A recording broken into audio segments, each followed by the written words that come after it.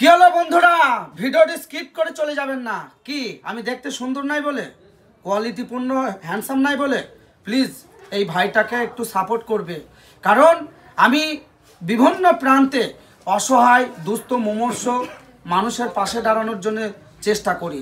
আমি কিন্তু কোনো গান বাজনা ব্লগার কিংবা অ্যাশ বিলাস 5 স্টার হোটেলে খাওয়া দাওয়া কিংবা মেয়েদের নিয়ে ফুর্তিবাজি করতে আমি এই সোশ্যাল মিডিয়া আসিনি। আমি এসেছি ইমানদারিতে মানুষের পাশে মানুষের কাজ করতে।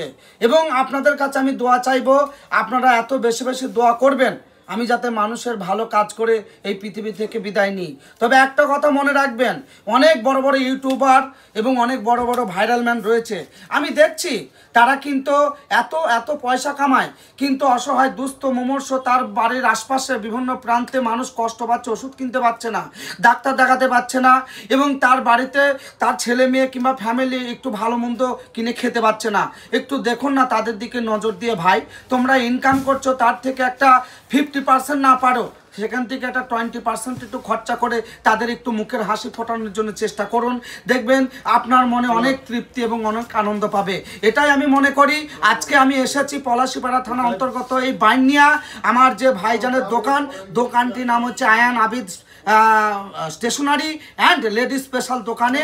এবং এখানকার বাইনার ছেলেদের এত সুন্দর ব্যবহার, তাদের যে একটা মানুষের প্রতি ভক্তি, সেটা লক্ষ্য করলাম। তাই আপনাদের মতো বন্ধু পেয়ে হয়েছি অনেক খুশি। সত্যি করে বলছি বন্ধু, রাখবো তোমাদের স্মৃতি। জীবন যদি জায়গায় চলে যাব না বন্ধু তোমাদের ছেড়ে। এসেছি আমি তোমাদের কাছে কথা বলবো সত্যি মন থেকে। তাই অবশ্যই আপনারা ভিডিওটি সকলকে দেখার সুযোগ করে দেবেন। সঙ্গে আমার ভাইজান আছেন, খুব ভালো ছেলে। আমি রাকিব মিডিয়া জিরন বলছি। হ্যালো